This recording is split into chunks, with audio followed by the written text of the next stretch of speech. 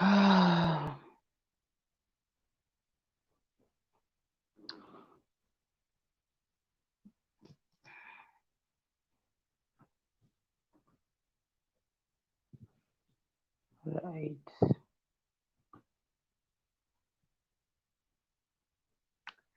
G say. I hope I start to up life.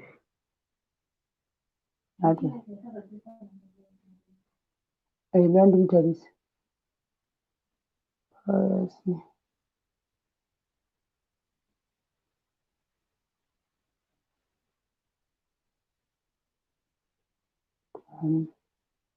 Dampa message.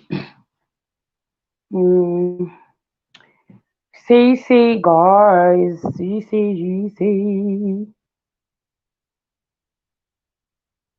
Wow. Say. Pipiro shamwari kana uchiona pinda box. Nasida kuti kasire tanga ndobva ndakasirawo kuti pedzei ndikwanise kuzorora guys. Zviri sei kuri sei. Let me see. Ndaitanga ndambonyera katsamba kangu. Feeling katsamba. Ndombopina vanhu vatanga kuuya. Ndovamhoresa. Right. Tioni. Shami Chengeta Chinaka Bongai Modesta Gogo Charity Magorimbo Charlotte Ushokunze. No, we are doing you. That's the one. What should we know?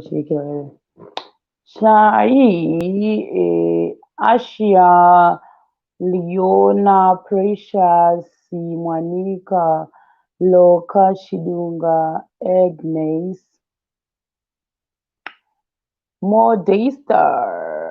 Modesta futi katio Sheu Tapamiro Njokwe uri sei Davy Maranatha sei Rubatsiro Bure sei yani mwe futi Ominja Ber Nyasha ndiwe ngochinja metoni Thokozani Mulaleya zviri sei Messi Masara Precious Dakumoresa Noxi Blabla sei muzvimwe zviri sei muzvimwe nyenge sei Madechipi Michael zviri sei Nosh Chantel Kolawa Chandi Taonga Makoni Gloria Messiah ne Ethel Chivare Nancy Mugawi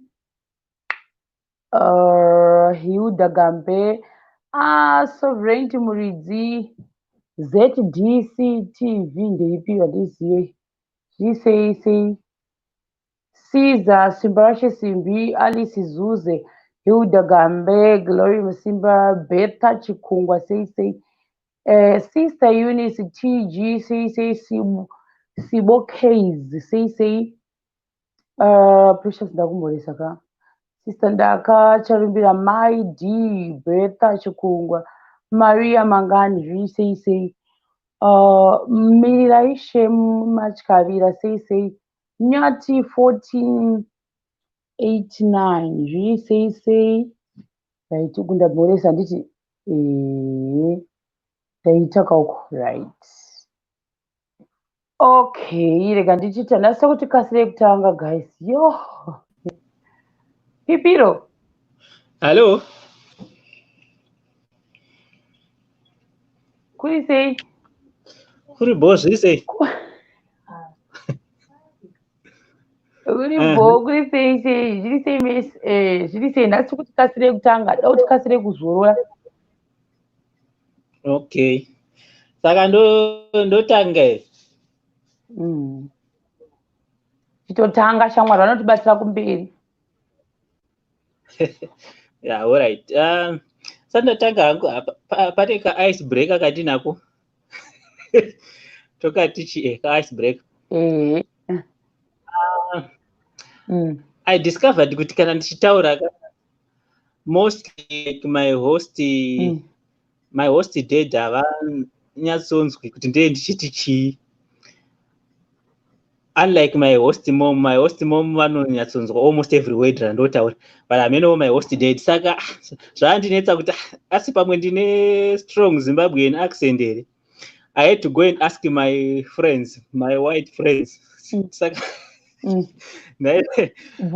but ivo vanondinzwa mazvandetaura hazvina kunyanya kuti vano, but ndobva ndati ndozvifambisa sei kuti vandinzwe, because half the time havanzwi zvandechitaura.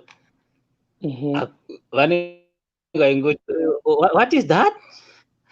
So ndobva ndabvunza friend dzangu dziyasvika tikati, for instance, uri kureva kuti chii, because you have an accent but tokunzwa. Ndikati zvafanira kuti ndichida kuti bed yeshiri nebed yekurarira, it looks like it does ndinozvitaura havazvinzwi kuti kana ndikati bed yekurarira kuda kunga ndikuti bed yekubhururuka here kana kuti chii, ndingazvidifferentiate sei kana ndichitaura.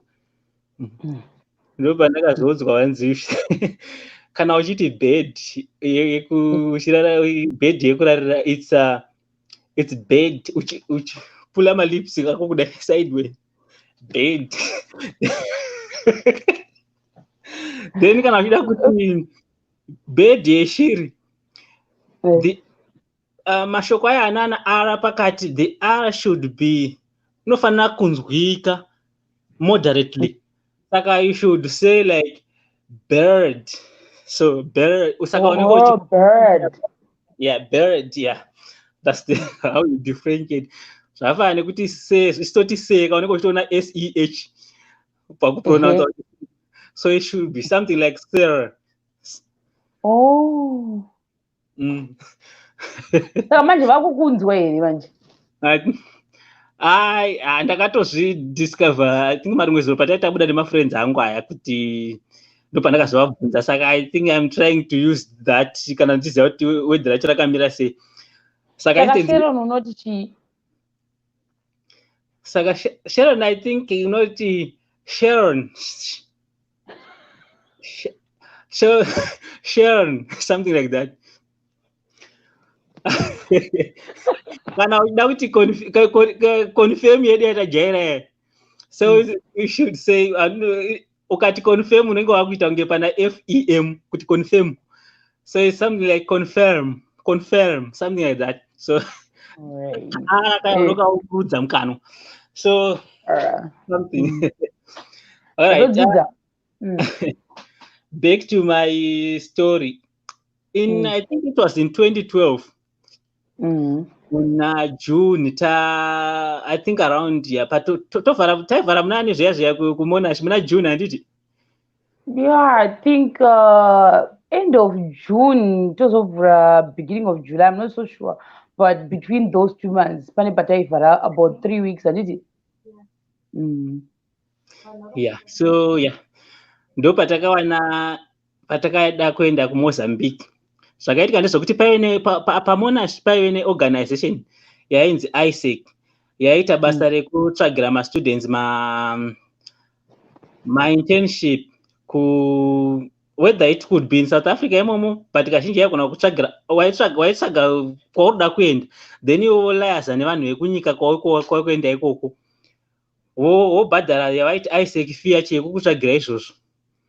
Then moenda kwamuri kuenda, munozongoenda muchinosvika ikoko, but ma-expenses ekugara kwenyu kwese ikoko anenge ari on you. Iyi fee yanga iri administration fee yavo ivo, so it was about 2,000 rands. Saka tisu tarongana nemafriends angu shema ipapa haana kuenda, angaenda kuZimbabwe kunofusha chimukui chatakazodya next semester. Tonyarara makaita zvinhu zvenyu in secret. Dai wasina kutotaura zita rangu ndaitonyarara. Mirai nditokuudzai usati waenda mberi. Vakaita zvinhu zvavo in secret vakandishengesa vanhu ava. Ndakasara ndakashenga. Kwauzoziva ndava kutoenda kunokwira mabhazi mai mwana. Ndakatova kuonai kuti makagara kurengi makamirira mabhazi. Dai wasina kutotaura zita rangu. Continue isina zita rangu nyaya iyoyo, otherwise ngatokufumura. Okay. Ceasefire. Yes, tanhikirina tatsvaga mari dzeISEC dzedzeti apa tanga tisina mari ka because scholarship sponsor wedu anga asatipi mari, so yedu mari yanga isauye zvekumhanya, so yedu takatozomhanya kutsvaga mari dzedu ndobva tati tatareza ma 2000 aya ekubhadhara kwega kwakuzotsvaga zve mari dzekuenda kupi kuMozambique kwekwe. Saka jeni yangu ine 3 maparts. Ine part 1 ndeyekubva kuSouth Africa tichienda kusvika kuMozambique, kugara kwedu muMozambique ndo part 2. Part 3 ndeyekuzodzoka manje, ndobva yachipera nyaya iyi. Hamene kuti inoitawo pamwe inoita 30 minutes kudai inenge yapera. Saka zvakaitika nezvokuti pakuenda kupark station apa tatsvaga mota, muka yedu makuseni yedu tatsvaga mota yedu yekuenda, takahaya mumwe friend yedu aive papa aive nemota aibva kuZimbabwe, ndobva atiperekedza. But pakuenda manje takabva tabatwa mutraffic jam.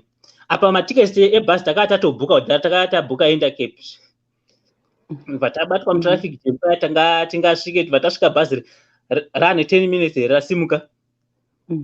So we had to rebook, but there was a rebooking fee yaizobhadharwa, so yaicalculatwa in terms of percentages. Saka like toti tabhadhara 400 ndobva pamunhu, ndobva zvanzi rebooking fee inhingirikini i 25% of the original fee yamambo yemabhadhara. Saka which means takubhadhara takutopera 100 pamusoro pe 400 yeah. Then ndobva zvanzizve bhazi remanheru harina fare yakafanana nebhazi rakusiya iyi reMuscat. Saka you should make that balance, zvekuti toti bhazi remanheru ranga rakuita kana kuti 450. So waifanira kuti original fee, rebooking fee, original fee which was 25% oti 100 yeah, plus that $50 yeah, yobva yazoita kana kuti 550 ye bhazi remanheru rinodhura kunda reMuscat. Saka takazoswera tamupark station meme takagara, tibva tazobuda. Handi kune brother yangu iri muJoburg, ndo yatakazofonera ikauya. Ndobva atishaudha kuti bhazi rinobhukwa kunge ndege maibhukire bhazi in advance, bhazi rinobhukwa pamune masvika ipapo. Pataswera tiri mupaki takamirira bhazi, because bhazi raizosimuka nonga istaifanira kusimuka nyere ma 9 makusenta, raizokwira raizosimuka nonga ma 10 manheru. Patakazonzi next bus. Pataswera tiri mupaki tazosvika manheru aya. Apa enda kushaudwa nemafriends angu manje, because vari kuti iwewe ndiwe uri kukonzeresa zvese izvi. Kubva pawakatanga kudanana nemusikana wako pane musikana watadana naye pauniversity, waitanga kudana nemusikana wake nezita rake iroro, zvinhu zvedu hazvina kumbotifambira zvakanaka. Aitotaura kudana kuti haasi uyere uyu.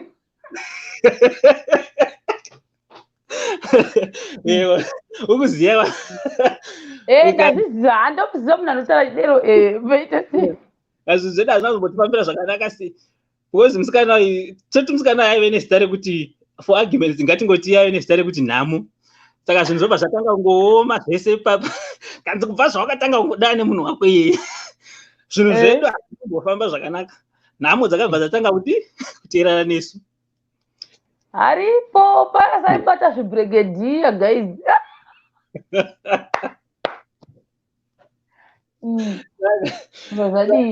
Zvobva zvatisita paentanglement, rekeza tingoiti entanglement, kuti ndakasangana sei nemusikana uyu.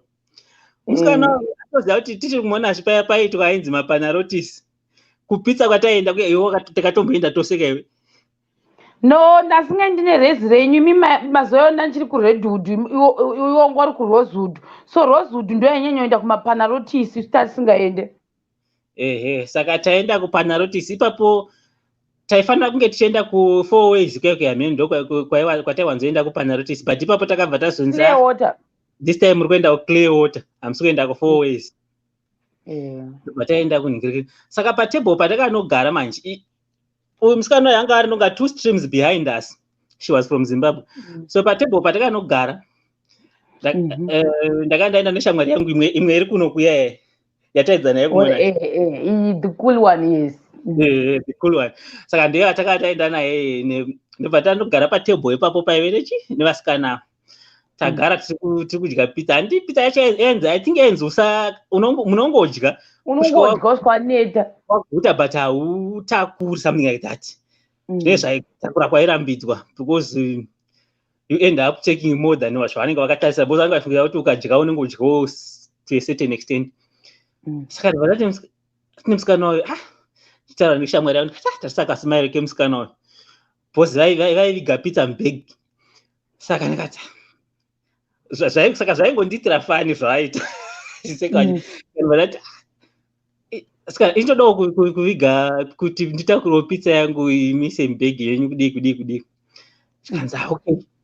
Saka iyo bhegi saka handbag yaiswa pasi petable here, pizza ichidi saka tosimudza roko toenda kutora imwe pizza toita kunge tapedza, izo pizza dziri kuiswa muhandbag. Aisawo nepizza yangu muhandbag muya nechii. Saka nyaya izofanira kuzoti tadzokera kumba, because wanga uri usiku, tadzokera kumba enda kumba kwangu aenda kumba kwake. Saka ndaizofanira kumukira makuseni manje kunotora pizza dzangu dziya. Saka pakuzoenda kumba kwake pakuzonotora pizza, ndo patakazotaura nyaya yangu zvikadii ndokuzonana kwatakaita. Saka takawanana papizza. Ndichazodzoka kunyaya iyi, nyaya yangu yakupera. Alright. Apa tatava yekusiyiwa nebhazi. Saka tazokwira bhazi remumare kuma10 riya. Ndoka kuMozambique kubhodha rekumozambique takasvika nonga kuma4 AM. Saka mabhodha aya anovhara aya, because taibva nekusouth africa taisingabva nekuzimbabwe, saka mabhodha racho rinovhara. Saka rinozovhara, I think rovhura kuma6 here kana kuti kuma7 hamene makuseni. Saka taitosvika kuma4 kuya ndobva tamborara mubhazi. Bhodha ndobva razovhura ndobva tazopinda hedu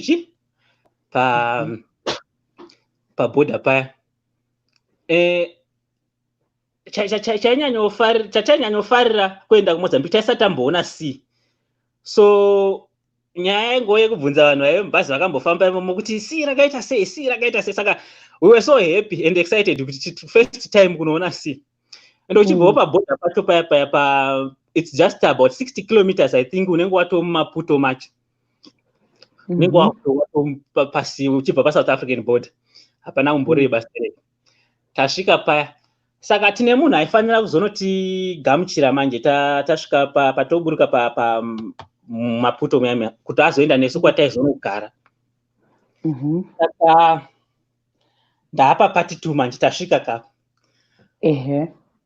Zvaitika. Saka takataenda tiri I think taive vakomana taive nonga 2 nevasikana 2, because imwe shamwari yangu iri kunokuya yakazotera, because aifanira kumbotanga aenda kuTanzania aimboita zvebusiness, kaona hodha zvinhu zvaida hembe dzaida unohodha, then ozouya endaive nini neshamwari yangu ya neimwe shamwari yangu iri kuUK, then nemumwe musikana anga atijoina, anga ari muzimba but anga asiri pascholarship.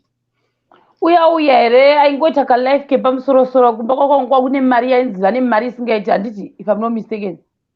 Yeah. Aiva musame stream nesu. I think anga ari musame stream here kana kuti pamberi mbijana, but yaitogara kurezi yekuchikoro. Takati the same person aita futi criminology nesu. Yeah, I think so. I think ndikumuziva kureva. Yeah, so taenda paya tasvika saka unhu aifanira kuti gamuchira uyu manje akabva adi asvika I think takatozoitawo kufonera takaitawo kufonera because takasvika asisina kusvika paya panegreen pacho paputimirira ndobva azouya. Saka varume vekuMozambique I think it's cultural kuti pavanomhoresa vanhukadzi, handa taive ne2 girls, pavanomhoresa vanhukadzi vanovakisa matama zviya both chicks. So iye ndobva asvika ndobva mufirst year ndobva akisa that other friend wataive ari kuUK uyu ndobva asiya uya wekunaka uyu ndobva asiyawo kunaka uyu ndabva ndakuziva ndamuziva mwananga akanaka yeye akanaka musikani skini gaizi akazombogera akatora malogs amai vake akazotanga kuita malogs amino zvaangangoita so akuluka ndamuziva sispiderlem taura apa considering kuti she was more good looking kukunda more beautiful friend yangu yekuside saka mva mfesi yanhu vanyatsomusiya uyu ndobva anokisa friend yangu ya musikana I didn't go down well with her. Saka tiri muroad kuenda akambonyarara but takazonzwa munhu abvunza so is it like a cultural thing that you, when you greet someone like a female visitor, you greet them and stuff? Yeah, it's cultural. Can you say this now? Because like you treated me like a dude because I'm still kissing. And when you say no, you treated me like a dude. Is on first way I think it's reverse psychology because takatozo discover after some weeks manje boss internship yedu about 6 weeks kuti munhu akatozopedzera musikana wewe kucomplain akudana nemfesi ya nemosken tiri ku internship. I think it was more like kuda kuwachisa uyere kwaigomwachisa sei imi masvika mese same day uyu musikana asati amboona mukomana asikaida kumwachisire chii unless vakambenge vaonana vanga vasina kumboonana nemufesi uyu but ndakazobvunza mumosken uya kuti kwewe indawo musuya pawakanokisa pawakasvika ukatambira wakakisa uyu usina kukisa umwe akaindicata izvozvo zvekuti inenge ndakandatoona kuti bhebhe rinoita here. So to get her attention I had to exclude her from the kissing knowing kuti achanhingirikina zvichamubhowa kana kuti achada kuzoreacta to it and then totangira nyaya yedu ipapo but mukomana wacho aioreza avareza yekuda mabhebhi kautanga kanaka kutoda mabhebhi chaiko. I remember ipapo patai tiri pachigrupu chedu ichochoka akatodanana nevasikana because pane mamwe mazimba akazouya I think wazouya mamwe two mazimbabwean ladies one of them I think adana nawo and kudana nawo handiti aizobuda chienda kufield discover later waingozoona one of the girls achingoti nhasi handisi kuenda and ndiri kutemwa nemusoro kana kuti chichi something like that obva asara. Saka kusara ikoko kwaiva kusara kwachionana nekuti munhu wese anenge abuda muhostel so yeah that was takatozozvidiscover later and akadanana futi nebhozi patakasvika ikoko pane vanhu taitisiri toga taifuna vamwe vaibva kune dzimwe nyika dzakaita sana Brazil vana Portugal vana China I think ndo nyika dzandisiri kuremember. Saka some of the ladies from there again ane vamwe vakambodi vakatozombomanya navo kangu vakadiki ikako saka saka ndatanga ari race. Alright, tazosvika pataigara manje paive I think building racho raive nemamenonga 20 floors here or so but taigara ku11th floor. Tichigara ku11th floor ikoko kwanga kusina elevator dzasingashandi so waitoziva kuti pese pamunonhingira pamunobuda kana kuda kukwira kudzokera kubuilding kana kuti kudii kufamba nemastairs and raive basa chairo imagine ufamba nemastairs kuenda ku11th floor kada unotenga chinhu pasi kada uzodzoka waitotanga wafunga ruviri kuti ndodzika saka then apa mairara mamusina kuti mumwe nemumwe make maingoramba makapinzwa muzhandazi semurumwa taive musame room like maive nemabunk beds so saka isusu taigara muroom taigara ndonga tiri about 4 because takangotsvaga room yedu takanzi waibhadhara 600 in equivalent of 600 rands for those 6 weeks saka muroom imomo pamunhu saka takatenda tiri 4 saka initially takangogara tiri 4 kudaro mumaningirikini taive kana kuti maikwana vanhu 6 here handichazozivi but taita zvemabunk beds saka vamwewo vaigarawo kune mamwe marooms ova asi vakangowanda kudaro vaine 4 or 6 amen ndogara kwataita saka tiri papo each person aiassignwa to vaiti mahost students saka ndiye anenge achikuudza mibvunzo yaunenge unayo uchidii because ivo vanenge vasingagoniwo english saka mune pakukomiketa paya unenge muchitoitawo kunge muchidzidzisa english because vataigara navo mastudents ekunyika iyi ainge ari mastudents inonzi eduardo mondlane university yemuningirikini yemumaputo imomo saka pataitogara paya pahostel futi yaigara mastudents saka waibva maasainwa chii kuti iwe kana kuti ende number of people kana kuti mugroup menyu unenge muine kana kuti muri 4 maibva mapuhwa estudent vamunonzi uyu ndiye wenyu vamwewo 4 puhwa student saka ndo aizopota achikudzidzisai some Portuguese lessons and stuff kana zvimwe zvinhu zvamunoda kudi kungoita saka tichiri papo tagarawo kuti akuda singoziva tiri vanhu vechechi tabvunza chechi hapana kunoendwa kuchechi here sazonzi amene ndongakwaive nezayo jaira handichazivi but handizivi kuti but aive mapentecostal churches but ndobva zvanzi tatorwa imwe sandi ndobva taenda kuchechi kwaike chechi kwaike kunoparidzwa nechiputukezi isi hatichizive tazoasainwa munhu wekuti anenge ari pasaidi pako achikutranslatora but zvaisanyatsobuda that was the last time atakangoenda ikoko hatina kuzombodzokera futi kuchechi kuya then another day tada kuenda tainvitwa one of the guys kuenda kudina so we didn't know kuti ndingangoiti toti kuenda kudina tisina mari we didn't really know kuti kana munhu akuinvite unless kana atospecify kuti the dinner is on me or the charge is on me unonozvibhadharira kungoinvitwa saka tati atoinvite akati there's a good restaurant bla bla bla kunobikwa taenda kuya kudhina kuya tanoda zvatiri kuda time yekunikina yekubhadhara fesu yamoskenu yakuti okay guys, let's pay our bills and we leave.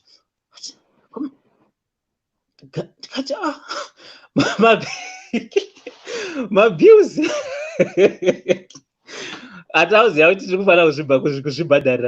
So luckily there was takatozotanga kuita mudeme because there was a friend of mine uya weku UK akanga anechi atinga anga takatozoti chiti bhadhara tikani padasara nechikwereti. Then one of my friends, my friend uya ndobva adi akasana ayo Andrea Mkomana saka kwakuzoita mudeme wekutoti chi iwo ngosina iye anga asina inini I think ndakanga ndatakura something zviya zvokuti ndaingoone mari womumwe but ndakanga ndisingafungi kuti kufanira kudi but I got the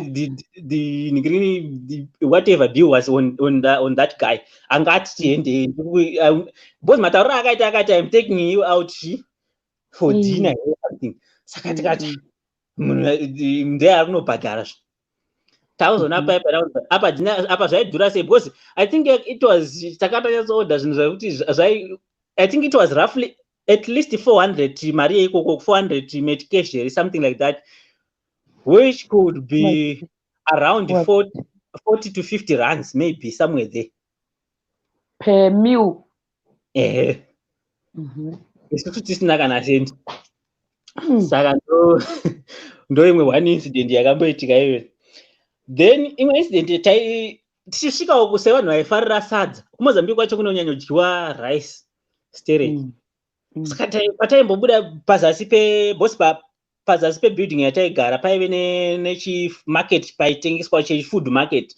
Saka ndo paibikwa sadza. Saka waitoona kuti time yelunch most people like government employees vaive vachizara ipapo, paitozikamwa pachinhingini papo. Saka taenda paya taenda paya isi tiri kuda sadza, but chatiri ngoona chakangonyingina irice chichi zvinotati totichi kana tichida sadza. Tamboedza kutsanangura tikati puti milimi uyu kumona tiri kuedza kuti something chaunobika into a thick paste using milimi and stuff. Hazviri kubuda. Tazodzokera kuningirikini there was one girl anyatsotaura fluent English. Aive one of our host students. Tazomutsvaga tikamuti naye kana uchida sadza tazomutsanangurira kuti chii chatiri kutaura. Ndokwakuzoenda paya ndobva atiudza kuti munonoti shima, tatikazivi sadza ronzi shima. Saka patakazosvika tikati shima chichichi. Saka ndokuzopuhwa sadza. Apa sadza raitopo, but vanhu vazhinji varidyi, vanonyanya order rice nenhingirikini. Saka hapana watakaona achidya sadza wokuti taigona kuzotora munhu anotengesa atoti tiri kuda something like this. Saka ndokuzopuhwa kuzoziva kuti saka wedhiro ratina kuzombobvira tarikanganwa bhosi taive vanhu vaida sadza, but zvaidhura futi still. So takazongopedzisira tatsvaga chiufu chedu chekunobikira kumahostera kwedu kuya nechichi.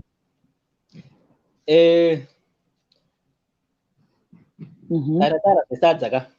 Then kuenda sevanhu vakanga vachifarira kuzoona stereo. Takatozotsvagawo mazuva taifanira kuenda kusea kuti tinyatsonoona kuti apa taita tariona tiri mubhazi katichisvika tichionera riri nechekure, taifanira kuzoenda kusea kwacho. Taichamisa ndechekuti saka pane kamwe Maputo macho kune kumwe side kwekuti kune mashops here nechi, but pakati pane sea, hapana bridge. Basi kanenge kaisland kanenge kari pakati, but kunotogara vanhu still, but ichingori Maputo iyoyo. Saka taifanira tikati toda kumboendawo kumhiri. Vataenda munhingirikini kupoti kuya tanokwira handingati chibhoti, but bhoti inenge yakatokura zvokuti zvakatishamisa kuona nhingirikini. Makombi chaivo anopaireta aya, vanhu vanenge kombi inongobva mutauni muMaputo muyamiya nevanhu vaya, vose vanhu vacho vamwe vacho vanenge vachigara kumhiri kuya hapana bridge kapakati apa. Saka inongobva yotosvika yopinda munhingirikini mubhoti muya nevanhu vaya vakangogara muya munogona kupinda makombi 4, 5, 6.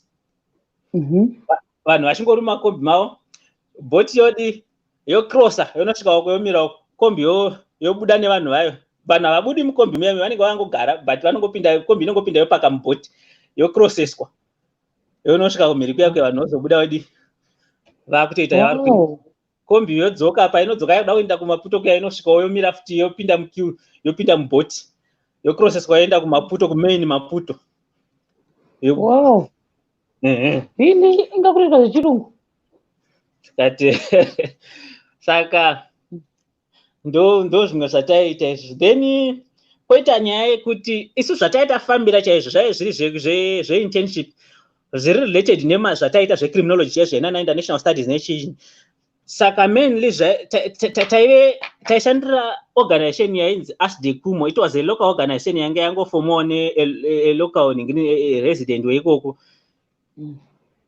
So ndo yaihosta ma-students mazhinji, because ma-students aibva naBrazil chichi vaiuya vazhinji vachitoshandira that organization. Yanga ichingoro yekuseri kwenhingirikini, because yanga isina mari still, handisi izvezvi. So saka taienda kucrash kwacho kwaive necrash yaive like aiva akaisa chibuilding chaaihosta chaisa vana vecrash vaivazodzidza for free like mucommunity imomo. Saka isusu manje tisi taizoenda kunova edza zvidependa nekuti iwewo area of specialty yako ndei. Vamwe vaiendawo vaita zvechild and youth vaiendawo vachinodzidzisa vana vaya either English or something. So saka isusu semacriminologist aita zveinternation studies nechi taenda tichitoda kudzidzisa vana zvemahuman rights nechichi zviri related to that. Saka rengodzidzisawo like the general community. Saka manje mukudaro takazopedzisa takuenda even mumaschools because there was a school yanga iri padhuze ipapo. Taenda kuchikoro kaya tinotaura kuti tiri kuzodawo kuti someday kana muchikwanisa muzotipawo mukana wekuti mastudents enyu timbotaura kana zvemahuman rights nechichichi, and kana muchikwanisa mugozoti layazirawo necommunity tigozounganidza community tigombotaurawo zvemahuman rights nechi. But zvichakadaro imimi maproblems akafanana nedomestic violence zvinowanika here stereki musociety. Yeah, it's very rampant. Okay, saka zvinhu zvakadai izvi imi musekuona kwenyu zvinokonzerwa nei? Zvikanzi neshimovhana, chikati shimovhana chii?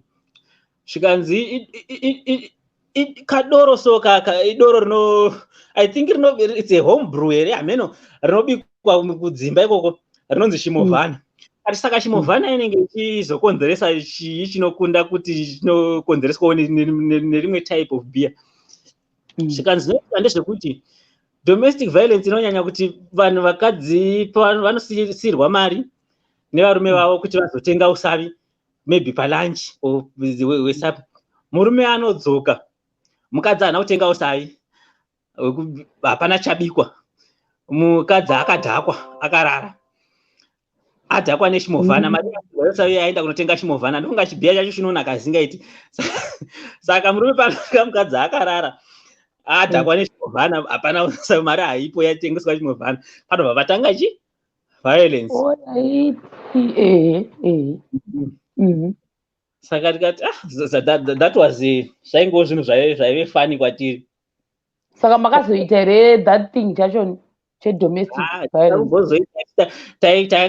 Takazopesa tangonyanyoenda kucrash kune zvivana zvezve tombononingira tombonodzidzisa ningirikini, hapana zvizhinji zvatai hatina kuzowana mukana wacho. But chainakidza ndechekuti vanhu veikoko manje even because takatozomboenda even mumamunicipality offices nechichichi, because tanyatsotsvaga vanhu vari ndingati mastockholders ecommunity kuti saka waingoti kuofisi kwawapinda almost takaenda kuchikoro pekutanga, chikoro chiya cheprimary school. Musati makubuda headmaster wacho akutoti do you know what, I'm marrying in a month's time, I'm having a wedding. They're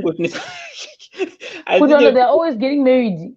Something like that. Apa munhu ayo ari zviya zvekuma50 zviya zvokuti ndonga pamwe akatombodivorce akazombo kwakuda saka kamukadzi kacho kaairoora kakabva kazotombopinda imomo. Tazomurodhi manje vanhu vakuseka kuti waona muromo wemukadzi uya aine kamuromo kakadai kanzi kamuromo kekukisa chaiko. Zvino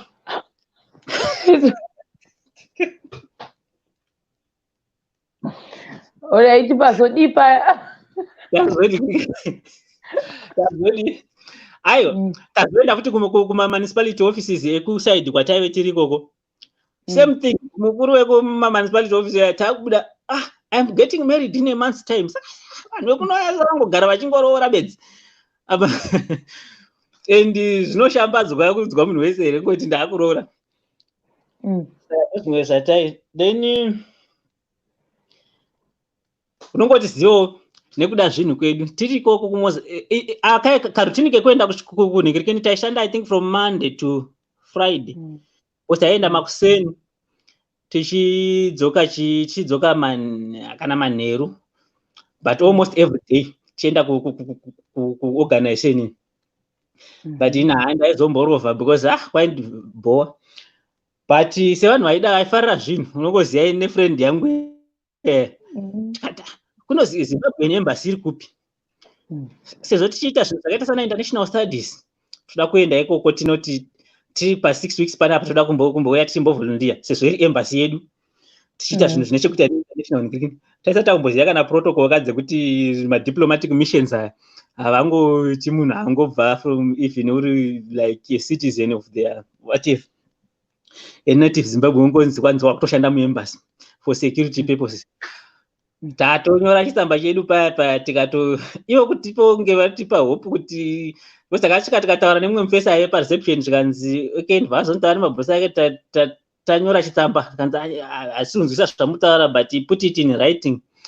Patanyora chitsamba chedu chekuti tida kuzodai tine mastudents wakati kakati zvakadai zvakadii tadedemura zvese tikati kuti zvinyatsoita mutsindo ndezvekuti tigare tatongoti tiri papresidential scholarship kuti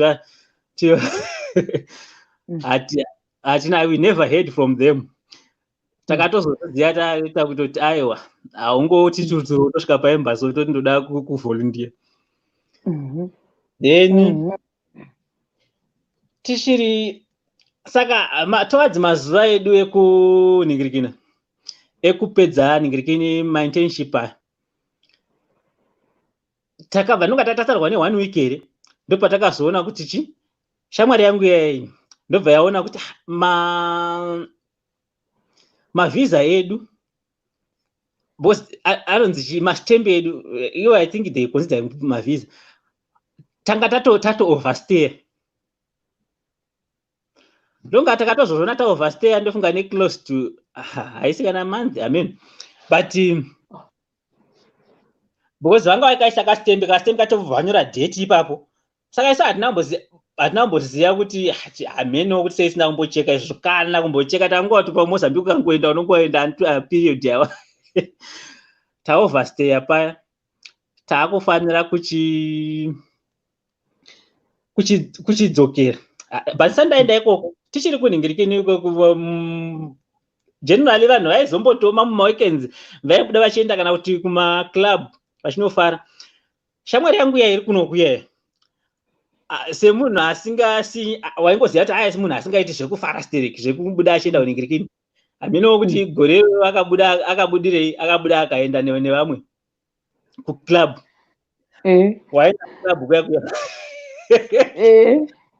apa kwakaendwa netimu rekuzimbabwe kairi vakwaendwa futi nevekubrazil kwakazee kwabva rimwe timu rekubrazil I think nevekuchina vakazoenda neportugal vaenda because vakauya vaizofurira vanhu kuti endei kunana kuclub nekudini itimu rekubrazil vabuda vaenda paya kunhingirikini kuclub kwekwe indasara idai munhu wechechi kanikati handisi kuenda kwakuma2 takunzwa noise vanhu vakunoka bhozi ndasara akupinda uyu mweshamwari yangu iyi iri kuZimbabwe ichivava singaita handinoziva kuti haana patience stereke payas inini uyu atondibuda uyu zvatopera iwewe ndiwe otomutarisa because anogona kungobuda remember taigara ku11th floor anogona kungobuda nepabhalkoni akabuda uyu ndiri kusvika munhu akaparara uri kumuka munhu akaparara nekudhakwa imagine ka munhu yaasingatauri akazodhakwa achiedza kutaura apa asi kugona ari kutoti I just want to jump off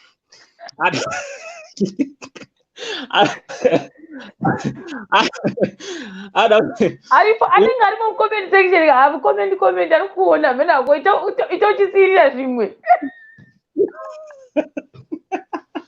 anenge ari kwere uyu fesi wedari ikoko kwanoona manje anoona ndo zvaanoita manje maiwe hamisi sure itochisirira ndakusirira saka indakatozomuka paya andu vandadini andu ndameka sure kuti handautozoramba ndameka sure kuti balcony door richi ndiri kuganda kuti abuda akaenda kubalcony door akanozvikanda pasi kubva ku11th floor kuya saka ndozvimwe zvaingoitikawo zvaingonakidza kuti tiri ikoko tabva paya Saka apa zvakazoitika ndezvokuti ini kunhu kwako akundi mara zvisingaiti ndangofizuka ndakuda kutongodzokera kumba, ndada kudzokera kuSouth Africa kuchikoro pasitatu wadzi kuvhura. So ini neshamwari yangu iya iri kunokuya vati hatingambomiriri kuti nhingirini zvipere because hatasa vanongwana wane 4 days here kuti ticomplete nhingirini, vatati ngatipuwe macertificates edu. Munhu atipa anotipa macertificates of completion aya muridzi wechiorganization chataishandira ichi. Tapuwa kudaro ndikati zvatotone certificate kudai hatichamiri, takuda kutodzokera. Iwe neuyu shamwari kuZimbabwe? Neshamwari yangu iri kunoki. Shamwari yangu yekuZimbabwe yanga isitori namari, saka yaitemba bosi kuti tiende takaita mudemo wekuti transport. Saka pakudzoka apa aifanira kuzopuhwa mari neshamwari yangu iri kuUK iye. Yaifanira kuzotumirwa namudzi vayo mari. Saka mari yacho ndiyo vanga vakamirira yaitumirwa neWestern Union. Saka ndikati I think moms vacho vanga vati vanotambira here, hameno in 2 days 3 days time ngozotumira here or something like that. Tikati hainine kunoka kundibhuka zvokuti handichatombodi zvekumira kana 3 days time izviya zvekumira. Uyo ngatingofambei pamwe chete kani shamwari yangu kuZimbabwe yaya. Koma takamboya zvakanaka makuda kuti mungoenda muchitisiya sei. Tikati aiwa isa hatiri kukusiya ima handi muri kuteera mari iri kuuya painongouya mobva makwirochi bhazi muchiuya isu hatichakwanisi kumira kana 3 days because kuno kwakumara kwakufizu. Ndobva tadi neshamwari yangu yaya taenda kwaitengwa mabus tickets aya eIntercape tatotenga in advance. Isu following day tisawa mubhasi takasinganuka saka tasingazvomanaini here taenda. Uyu semunhu akanga anonoka kuuya bhozi amotanga aenda kuTanzania. Madays ake anga ari correct, anga asina kuoverstay kuMozambique. Inini mani ndanga because ndakauya netimu iri kutanga iri, saka ndakaoverstay. Hameno kuti zvii zvakangoitikawo, ndakangotora $50 yanga iri $50 yanga iri munhingirikini, 58 rand yanga iri, saka ndanga ndakangogadzika riri mupassport. Tasvika pabhodha paya tongoona mumwe musoja angotiteerera wekusaidi rekuMozambique. How are you my friend? Can I see your passport? Ndobva ndamuratidza passport. Ina ndakakanganwa kuti mupassport muya mune mari irimo. Saka paangovhura passport kudai so ndobva aona mari, saka nzi whose money is it for? Saka ndikati imari yani, tikati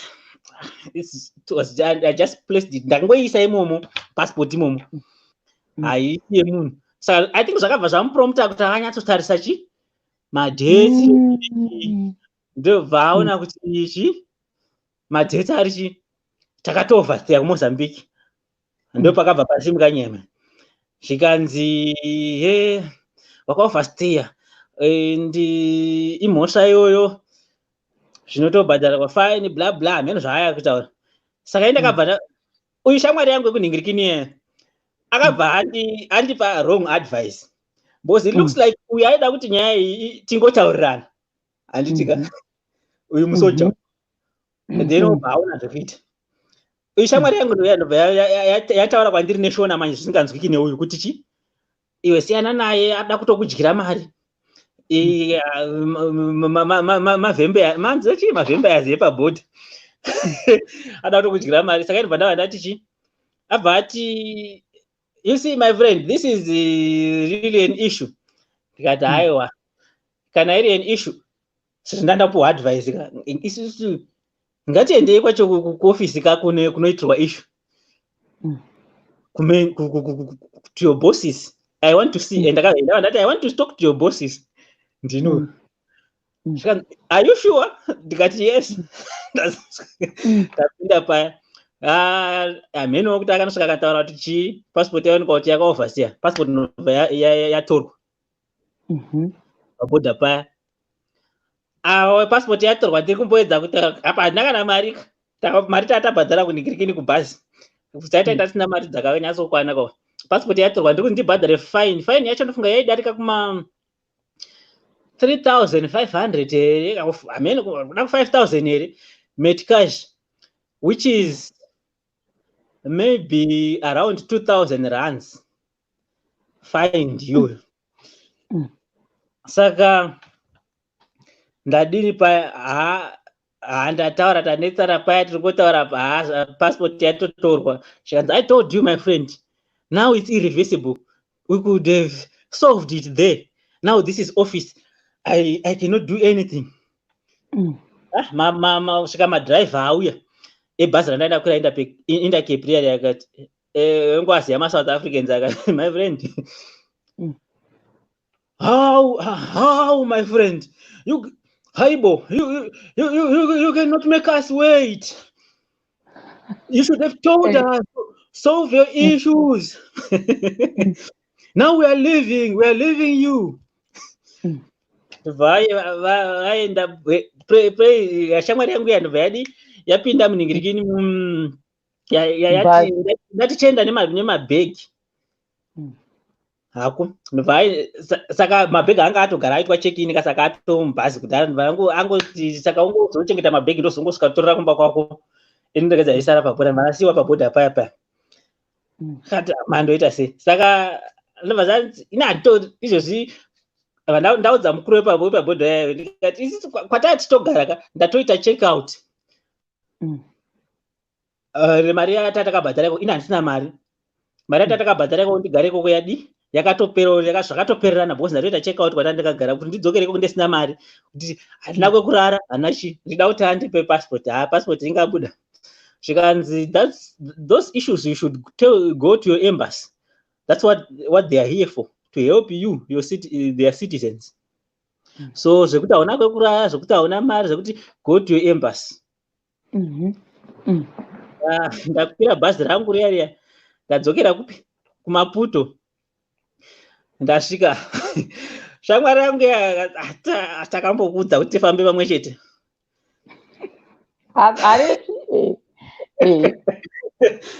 Tadzoka iwo I think they were going the following day here. Takangogara one day.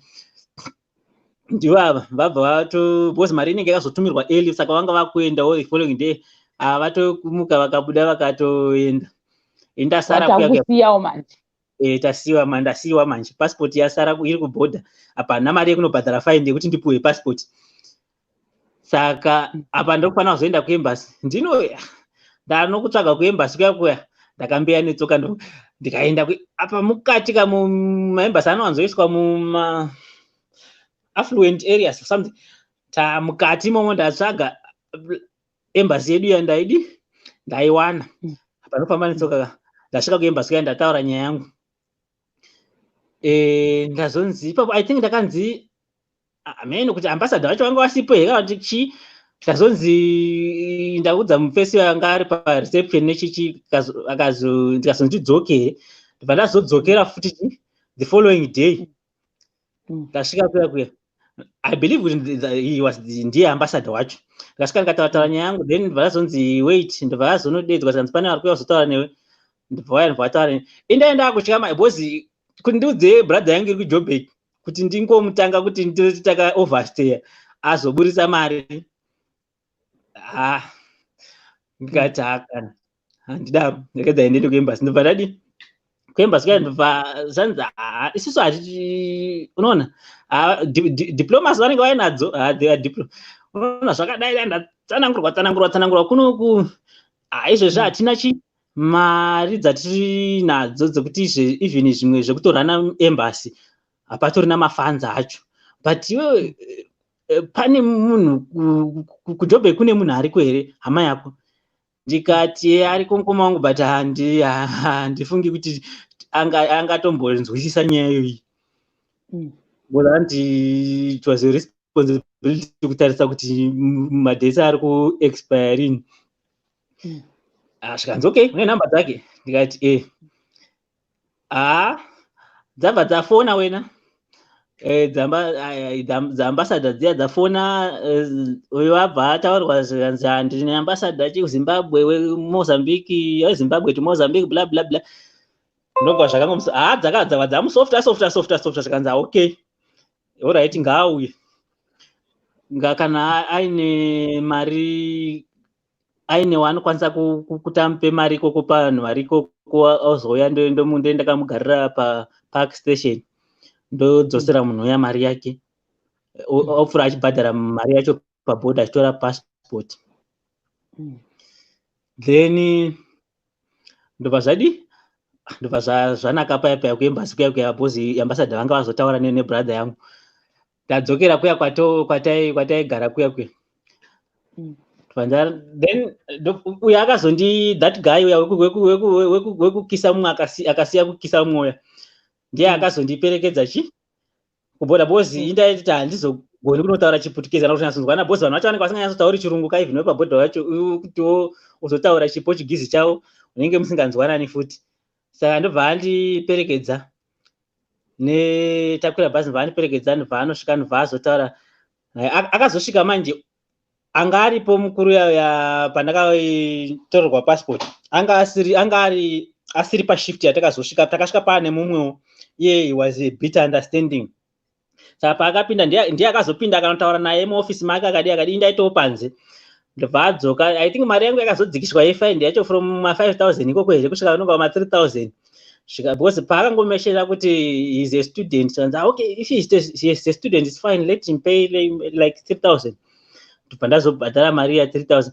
asi kuti mari yakuiwana kwandakaita there was handaudza kuti pane vamwe mazimbabweans akazouya kwasitera kumashure kwedu tambe taenda vamwe asikana one of the ladies anga ari ikoko ndiye akandipa mari saka taizofanira kuzoenda musi umwe chete saka akazondipa mari but aisifanira kuzosvikoipuwa papark station yebrother yangu ya saka ndo mari andakashandisa kubhadhara bhazi same time nekuti ndizonobhadhara fine pabhodha paya ndobva ndapuwa passport yangu ndobva ndadzokera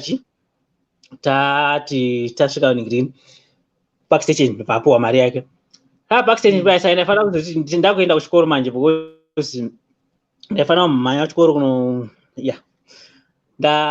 saka ndaenda sara ne100 rands momwe ndaifanira kuzokwira kombi yekuti ndiende kwataigara kuchikoro kwedu kumona tapinda mukombi paya tafamba ndonga tadarika ku4 ways kwekwe taenda pakubhadhara mari yekombi paya kudai so 100 rands yakandise kupa haimo momwe and unoaziva makombi driver ekusouth aya ndikati akomana ndakaitsvaga pese ndikadzimuka ndikadii kusvika ndasoona kuti mari hamene kuti yakabiwawo kupikana kuti sei tazomene umwe muSouth Africa nanga ari pasaidi pangu murume uso ndikati ndikutokumbira kubhadharwa mari yekombi panapa because handisi kuona mari yangu ndobva angoti okay but ndakatombotanga ndazeza because murume wacho airatidza kunge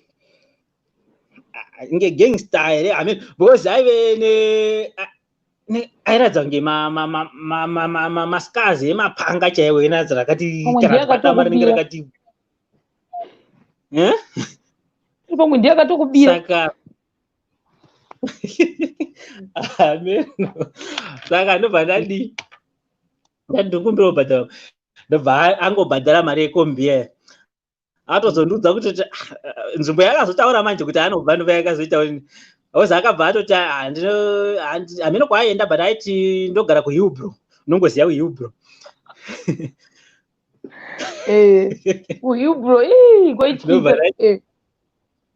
ndobva ndabhadharwa mari ndobva ndaburuka hangu kombi yangu bva ndaenda kumba but ndichisvika kumba nyaya dzenhingirikini dzeentanglement dziya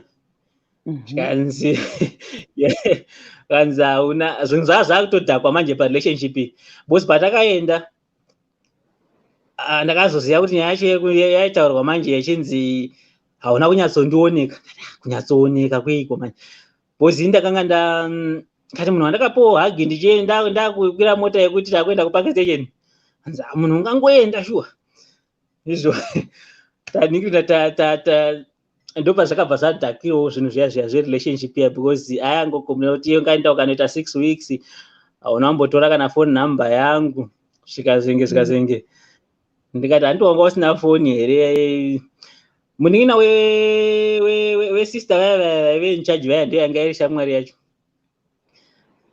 ndiye wati handikuti munin'ina wesister yamu incharge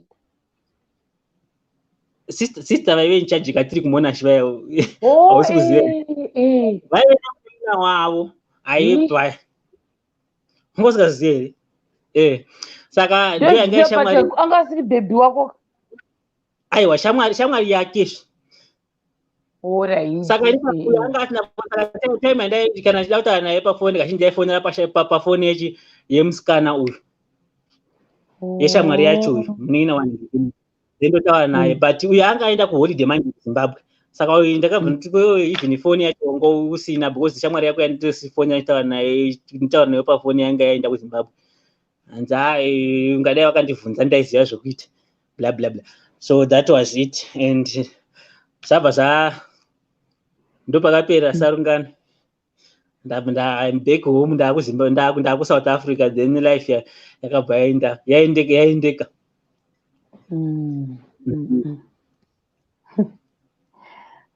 basi wandinakidza zvangu but wasira yekuti makambotambura kutora mayellow card kemi mayellow card ndo zvaidiwa vaccination zve handiti zvanzi chiya mhene ndiani akasina kadhi revaccination pakati penyu pane munhu anga asina kadhi handicharemembe asi uyu wekuuk here handichazivi wekuuk zvinhu zvake zvaigara zvisorted out wekuuk anga asina problem financially wekuuk athink zvange zvaiendeka zvinhu zvake pakati pako nemwesaura wako so hamea kuti ndiani anga asina that vaccination kana uyo ari musikana wekuuk maybe asingatengonzi pamapassport nezvimwewo but uya zvazviri correct kauya anga plus anga nemwoyo wakanaka ibatsira but I remember pakaita drama revaccination guys ndakazoziva kuti ana Piuos vari kuenda kuMozambique ndofunga a day before. Can you imagine? ndasvikakumba guys ndandichikukonkludira nini manje side rangu nenyaya yekuMozambique ndobva ndasvikakumba ndaenda kumba indaa ndisingasvenge holiday ka ndasingaiti zvezvokuti anzi sara kuchikoro 3 weeks idzodzo ndichisara kuzoitei ndakazongoita laki rekuti kuno kuThailand kure hakukwiriki ndege every day dai ndakandichishanda sepadhuze every holiday every kaholiday ndaimeka sure kuti ndasvika gumbo rangu pamba ndodzokera ndo ngari mutemo wangu ndasvika paya muna April guys apa dzainguva 3 weeks ndobva ndasvika kumba kwake bongo vauyawo kwaHarare ndobva ndatanga kuti vaudza ndikati vana Piuos vakaenda kuMozambique bongo vakaenda kuMozambique kunoitei kati vakaenda kune inonzi internship nanhingina but bongo munhu wainyatsa kuziva ndiPiuos because Piuos ndaigara chingonzi Piuos kumba kwedu ndobva ndati vakaenda ikoko svikana bongo sikiwo wakasarire chii kana vana Piuos vakaenda kuMozambique wakasarire kati havana kundiudza kanzi havana kuudza nekuda kwei kanzi havana kuudza nekuda kwei ivo Piuos vakatondipinza bhizi nenyaya yeMozambique iyo zvikanzi havana kuudza nekuda kwei ndikati vakazongondiudza kuti vari kuenda kotosara 2 days ndofunga iva kutotogadzira ndobva ndakati sei vakandiudza ofuchi vaita sokutoti zvinhu zvachoni vakazviita sei vakazvironga kwenguva refu vakazana kundiudza zvikanda wakatoenda izvo wakatobatana nevamwe ikoko iko zvino izviona izvozvi uri kuno uri kuitei ivo vari kuMozambique apa maizonyangadza bhozi maizobuda nemapikicha memwana rimwe racho bharaniswa kuiseki peji vana bhotsi nekutora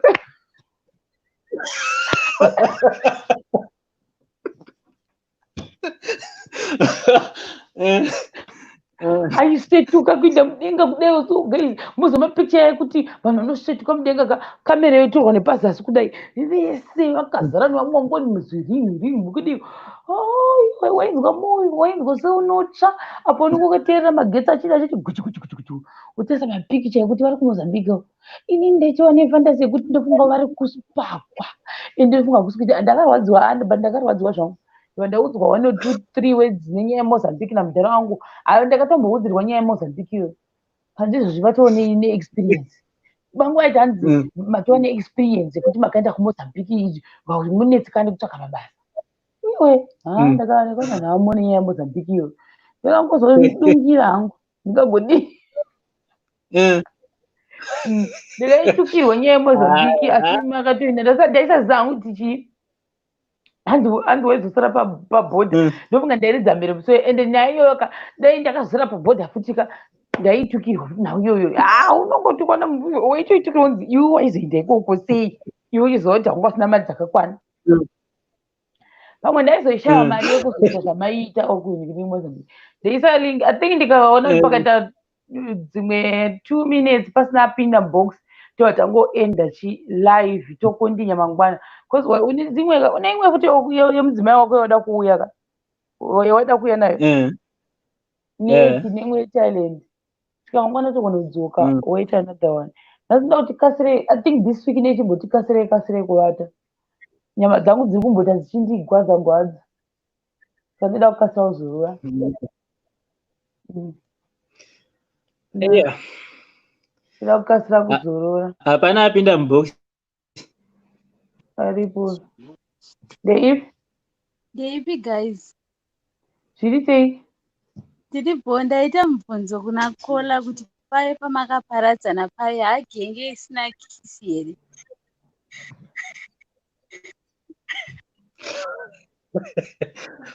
Yanga isina, yaive yekuchechi. Mamuri kuchechi here ivi? Haiwawo. Kwanga kuri kuchechi here pamaita haki yekuchechi? But price was reserved. Yaifanira kuita yemunhu anotya Mwari. Iri ndamboziva kuti yaifanira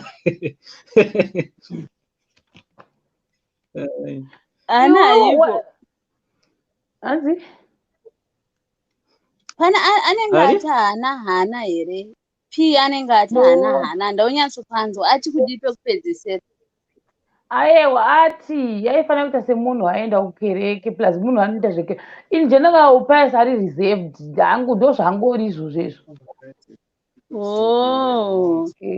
Ndiye ndatovhunduka ka. Anonyara. Amen Sharon. Anonyarero. Anonyara payasi. Unonyara here? Something like something close to that. Unonyara here kana kuti unotya chechi zvokuti akangokuvhurira tokushaya? Semunhu aimbonyara mombe tichikura hamene kuti wakotoda kudonhedza iwe. Iri mhosve. Zviri sei Maendzenge? Ndeipi yako? Zviri sei? Kuenda kubata musoro. Ndipo kajampa rako iro. Ndati ndakubata musoro. Ndati ndipo jampa rako. Izvi ndo zvamunoti jamba? Jaketi ijamba? Ijaketi rero randiti tinongofunga kuti sweta nejaketi zvimwe chete. Isame sisterly love. Sweta. Alright, ndipo sweta. Jamba chinonzi jamba. Chawakapfeka ichocho chinopfekwa nekumusoro. Chingori chisweta jamba. Batari cardigan. Inove jamba. Taurai naPipiro. Achine heti hoodie. Zvonese izvi. Zvakaoma. Taurai naPipiro. Ndeipi Piuos? Kwasi kundinzwa here. Hello, zviri sei? Kwanga warovera kupi? Zviri bo, muri sei? Wanga warova wena? Hello? Wanga warova? Shema anga asina kundiunza uyu. But iwe ukuisa notification. Unoisa kama notification ongo yatitandara zvodi. Shema anga asina kumbondiunza paningirikini pa live. Ako unoda ungouya pari pa live. Ndenge ndiri Nhondo nevamwe.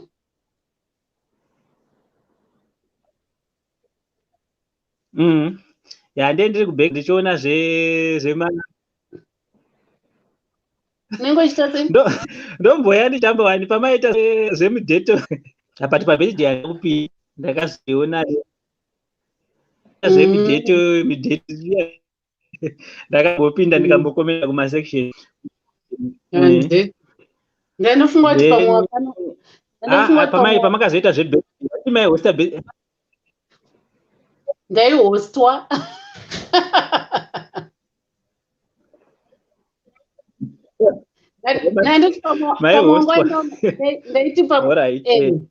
Ndaiti pamwongo wakaenda unokanga dzinonzi chisoya beans mugomo reikoko.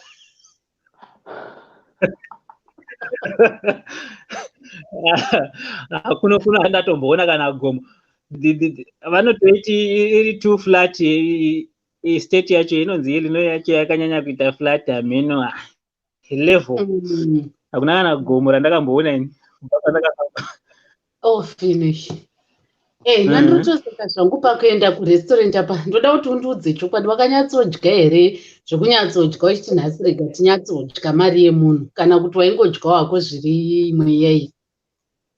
Kwanza mwanobva waita kakunge tumakonzo. Takatodya zviya zvokuti ndakanyatsoorder yataifunga kuti is the best meal, of course, and it was expensive, like yaitosvika zvekuma 400 because manormal meal ekoko anenge ari on average anenge achiita kana kuti 100 met cash handiti zvinokazoona chinenge chiita kana 400 chinenge chiri 100 met cash which is about 30 rands. Mukatirega ndobva tanyatsoti regedzai tinhingirikine tidye pakuzobhadhara pando pakazotadoka. Manga matiregai mutete nefinance. Takatombotikoka kuti ende kudhina. Aiwa, munhu unotofamba neyako kana usingazivi kuti uri kubhadharirwa here kana kutika wotongodya zviri pari nani kana usina yakawanda. Zvimwe zvese unenge uchingoramba. I think chimwe chakazokonzeresa izvozvo ndechekuti matauriro akaita manje ekuti I'm taking you out for dinner something like that ka ndozvavanotofunga kutotika munhu. But once munhu achakuudzei manje kuti the dinner is not on me. Anenge ati I'm taking you and your chikwama, not just you Piuos nechitupa. You and your chikwama. You and your money. Imakati chopu my money. Aizvozvo ndakuzviziva manje. Aiwa ndangwara ndakuziva kuti kana uchienda kudhina uno zvinofamba sei. Manga mati we gonna chop his money. Musingazoti we gonna chop yours. Pabona kwa order chikafu che $100 unochema. Aiwa unongoita nguva kuenda kutoilet. Varume vakanaka kavaende nemahandbag. Saka unongoti excuse me. Wototsvaga way out urova pasi. Ndakatsamwa pandakazviitirwa nekunzi pay for yourself asi mati tiri kubasa let's go out tonight. Tikati kubhadharwa nevarungu. Ndaiva netheory yekuti varungu vane mari saka vanongobhadharira vanhu nekuti vane mwoyo wakanaka. Ndakakwereta kutozobhadhara. Zvikanzi mai mwana zvionerei. Pakaukuletwa bill pakudai aidai achiti adya rice ndiani iwewe shiro ndiwe, adya mafrench fries ndiani shiro ndiwe, order pizza. Oh, but let me calculate 60 plus 100 plus 200. Oh, but can I have my 350? Iwe izvo. Oh, but because I didn't have visa, yes, I got chin pay money down. Unodii hapana ngandisina. Asi chinorwadza ka ndechekuti waendeswa nemuzimba. Muzimba hakuziya system. Inini kwangu side ndakakwereta mumwe munhu weofisi ndikandozokudzosera ndatambira. Because ndaifungoti it's free. You welcome part my new teachers. So it's free. It's not free. You have to pay. Yeah, I think welcome. Manje imagine waendeswa nemuzimba, muzimba hakuziva system yekuti each man for himself, for God as all. Obva wanodya hako zokuti bhadhara ari muzimba. Zviri nani udza abi yako kuti vedwe kuno kumasamba asiyana hatichangonoita nganda. Unozvibhadharira. But kuzipa tinozviita here zvakana kuti munhu akati hande out anenge achizoti kunibhadharira. Kana munhu anditi hande out kari kungotouya nedumbu rako ndotoregedza kudya ubva makuseni. Kana tichizoenda manheru manditombodyi kamumba. Saka zvakaoma. Kune ndichagodyirei zvani ndichizoti ndiri kunofidwa. Ona uyo paya pakanonoka.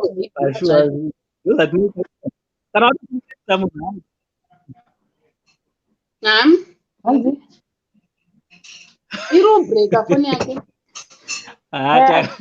Takasara tabroka. Piuos wakatonotora miru kuda kana kuine mapresidential miru ndo yakanonhonga iyoyo akati nhasi ndozviponda mwana wokumasvingo. Piuos animbobuda kuti Piuos unoda zvinhu. I remember me yaive nefish here.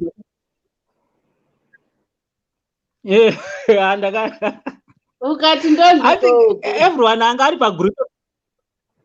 Everyone anga ari pagroup ipapo akatoorder something chaisvika kuma 400 chichikwira.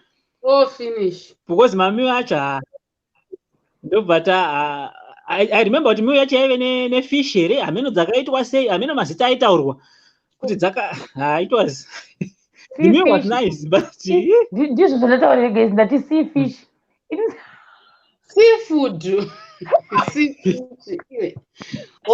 Ananzani tanaka ndeukuti kakuku kuNamibia kune dzemusea, kuZimbabwe hakuna dzemusea. Saka hakuna sea fish.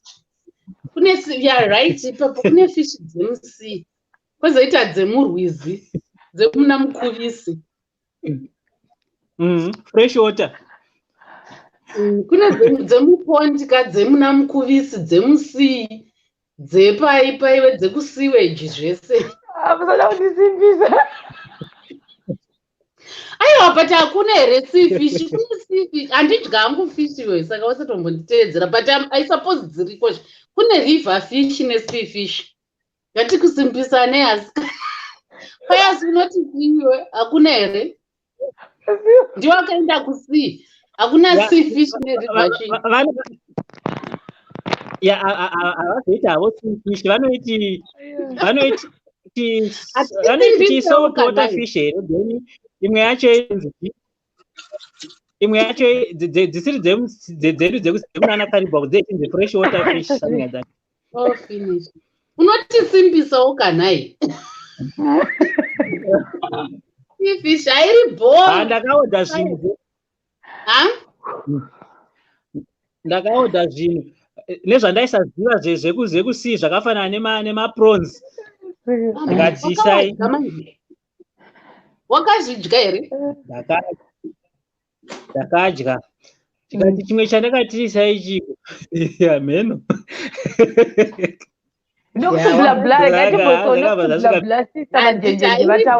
Iri bhoka yasiri bhoshema. Oreiti. Mandinyengera sea fish. Sea fish iriko sea fish iwe. Oreiti bo. Sister nokusi blah blah sea fish. Kuri right, kuri sei. Kuma Piuos muse. Kuno kuri bomu. Aiwa, handina mukumboya kunotaura zvakawanda about mukoma Piuos, but ndangoya kuzoti thanks nekuya muchitudza nyaya dzinonakidza stereki. And then yanga ishaka. and then makati makaoverstay zvazvaita sei ndachiterera mapisi nemapisi because pane zvandichirumbopedzisa Saka kuoverstay kwatakaita ndikokuti patakadhindirwa tichipinda muMozambique isusu hatinawo kumbotarisa madate anyorwa pachidhindo paya kuti visa tiri kusteya kusvika rini. One of our friends ndiye akazotarisa paya ndonga tatone more than 2 weeks here taoverstay. Ndiye akazongobata passport akatarisa ndobva tazoona kuti taoverstay. Saka takatozoverstay nekuma 3 weeks. Takatakuwa 3 weeks chete. I think yeah.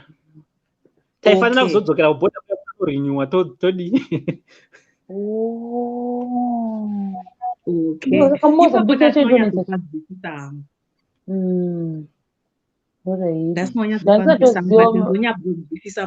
Next time tarisai madates mukoma Piuos ende kunyika kuwana akuoverstay you. Kunokuneswa mublacklist, unoiswa pablacklist kuti paairport yaunenge uri hautoikwiri ndege. Unoblacklist. Yeah, because kana waoverstay zvine zvakutowanetsa kuti wanzwisa kuti kusaka munhu yakamira sei, what's going on, this and that, you know. And then ndangoya yangu pana palife kuti ndiseke neweshero because that day ndingirikini birthday party yaye indaona vanhu kwavari kupinda mulife vakapfeka tumanhingirikini tuyata vaine tumaheti tuyata saka manje ndine kangu kandinako saka ndakatsvaga dress racho ndabva ndariona kunoti kaheti kaya kaya ndikakaona ndakakanda hembe pasi shero hembe kunongonora modro kukanda pasi ndapedza futi kukanda hembe dziya ndingakawane hamungakawani makazokawanere manje izvi makakawana after party handina kuzotombokawana mheno kwakare ndakatsamwa ndikasekwa zvikanzi unonyanya kuda zvinhu mangwana acho ndakamuka patema ndichitya kuti hembe dzinotsikwa dzadziri pasi kumuka kurongedza hembe muwatro asi ndapane munhu atanziwo nekomenti yenyu yanzi ndaifunga kuti muri murundi muringirikini zita renyu rekuti nokusi bla bla bla muri mufesi kucomment section. Ndakataura wani paya kuti foni yanoshandisa ndiapa mumini wangu. Chero imi chero paya mumini wangu saka ndo yanoshandisa bla bla bla.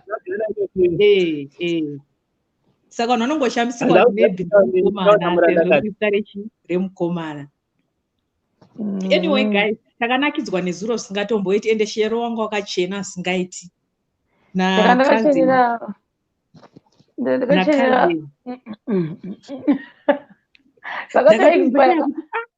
ndiye here shero wandiri kuona kana kuti mumwe munhuwo zvakauya auya palive ndokunga zvokambotibata zvozotizagara uchidaro mukoma wangu akazvibatira mukoma adzimaya vakazvibatira. Anyway guys, enda palive. Tiri both. Okay, good night, bye. Good night. Kokumbio mbona panapa asa akahedhuka kani kana unoziva kuti zvonetisa kuda anenge akutotawo basa warimwe rakewo because kuplana zvaanenge achashanya kunyora chichichika unombotsara kumashure maybe neprogram yake because anomboita zvemabhuku zvapana kazi atovata because mangwana anomukira class anoita maonline classes vakavhura saka ndakamunyengerera ndikati unondine chii uchiita online ngogara kuno kuti bakanga zvinhu zvacho zvise ndikati aiwa laptop iri maishandisa iyo iri muno ndadanditiza akamubata kuiwa akonyangadza shamwari kwendega kuno zvonyangadza izvi ndatomunyengerera kana vakaramba vachidzidza online ndichatoita zvokumunyengerera kuti akamboenda izvi zvakanaripota 90 days dzake ndikangoona kuti haana magroup work ndongomuti dzoka shamwari kunyangadzwa ini kunonangadza uchiri kuziva here tiri kumona takuverengera exam yanga ari final here handichaziva Sharon ndiye nemazichiro ake kurelocata ndakamboitaura iyo ndichirelocata ndairelocata kakawanda kumba kwako ndaigara ndichikurelocatira apa ndandagara neshamwari yangu iri kuZimbabwe kaya apo remember mwamusi ndakazovata ndakati shamwari ndichaindi kunorikisa bcause kwaizoita mbavhaka kati handichatokutotira machira ndakutokupota ndichiti muno apa ndaichinja zvandaimboti kaendao ndinama uyu kaendao ndinama uyu ndaifutika kufoira zvandobana ndafoira kuti subject zani waifuta forya uya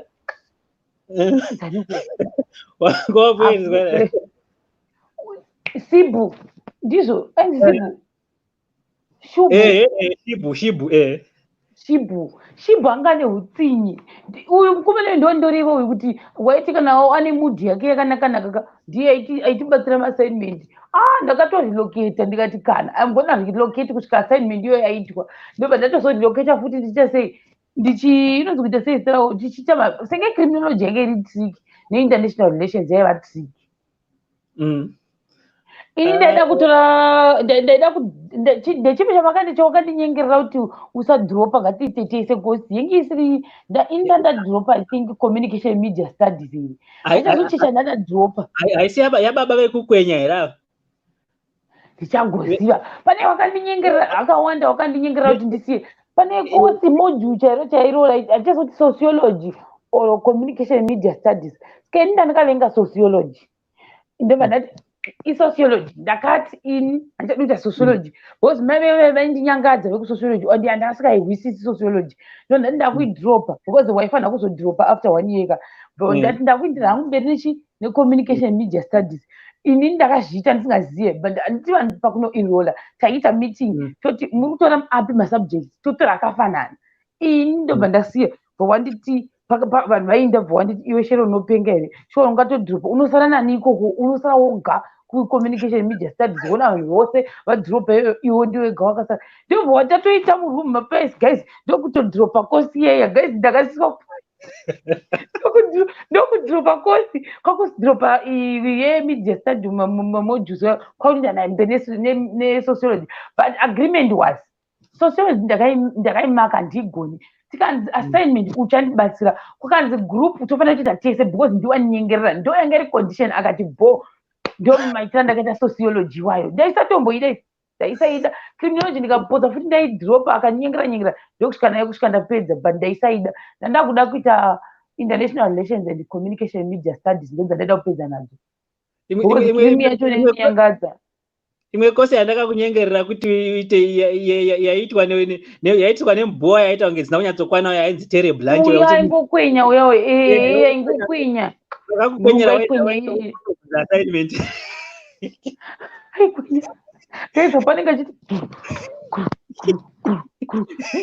lecture yeye akada kudeutsa musuru gezi obva tione bepa rako watiti you know what apa undilectura gezi muri muofisi gezi even pamberi akambotanga kuda kutokwenya kudai pamberi achiita izvona slides ndainyangadzwe ndobva tafurira nakutora french ndiyo ndakaramba kuteerera french ndakaramba kuidropa imese kwakudropa pawanyengerera siya french ndikati handidi pembe zvasingaiti kuti ndisiye french because baba vangu anditi ndanoita french iyoyo pasina izvozvo ndakaisiya because vanga ndine mabhuku ndokutengera inoita french iyoyo ndobva maitira ndakaita french ndakaidropa fast taenda kwaive namemo vacho vaidzidzisa so I think vaibva kufrance. She was full of attitude and she was a no nonsense and paripo musi vatakanonoka kupinda zvaizongononoka ne5 minutes tikatoudzwa vanga vaine chinya chiri papa chacho then ndakaona kuti hapana plus zvekuudzwa mawedza aya echifrench aya ekuti ana jamapel vanani nekuzoudzwa kunzi hanzi zvakafanana nekuti unenge uchida kutaura sekuti totoda kuti aime Zimbabwe handitika French inoemphasize your gender kana uri mukadzi woburitsa zvimafeminine ningirikini pronunciation or whatever yakangopera ndisingambozivi kuti chii chandaiita ndaingoinda ndonopfeka maspecs ndonozuma kudai panenge pachizwa listening ndofunga listening ndakapasa ndichingokoperani nandimboti kuri vanhema iyo ndo ndaikatengera magirazi chaiwo chaiwo ekuzuma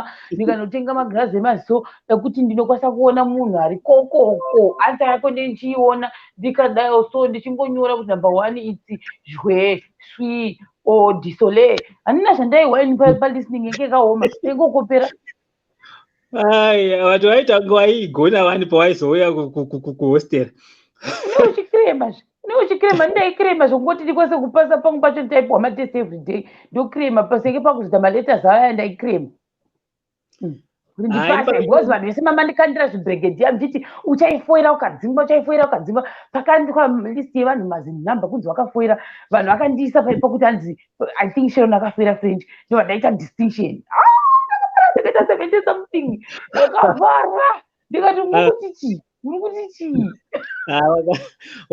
wakayambuka ini chakazonyanyondityisa ndechekuti unofanira kutaura zvekuratidza kuti apa zvakasiyana kuti mukadzi ari kutaura nekuti murume because kana uda kuti I'm a Zimbabwean hanzi uchiti hanzi kana uri mukadzi unoti Zimbabwean something like that kana uri murume uti Zimbabwean saka ndozongazoziya kuti nerimwe pane imwe futi waiziva kosi yandakazombofoira futi ndakaita 50 something iwo ungoitira kosi iyo achazotongoitira bwaidrop here oro ndini ndakachuza hatichazi kuti chii chakaitika but kosi iyoyo pane vamwe baso vaitisa ethics chaita tese ethics handiti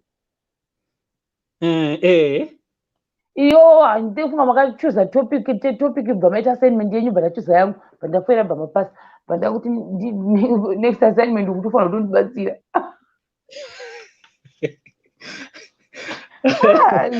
zvaiko zvazvikaoma zvazvo but anyway ndakuda kuvata ini alright thanks for the chats iri board mangwana ndokuhamene uno kuti ndeye kana ndeye mukadzi wako uda kuunza handisi kuziva mangwana togona kubvunza ya madam unondiudza kawan good night thanks I see you all right bobo okay and mina nditi bye good night people good night I'm going to edit a clip kangu ndo upload good night bye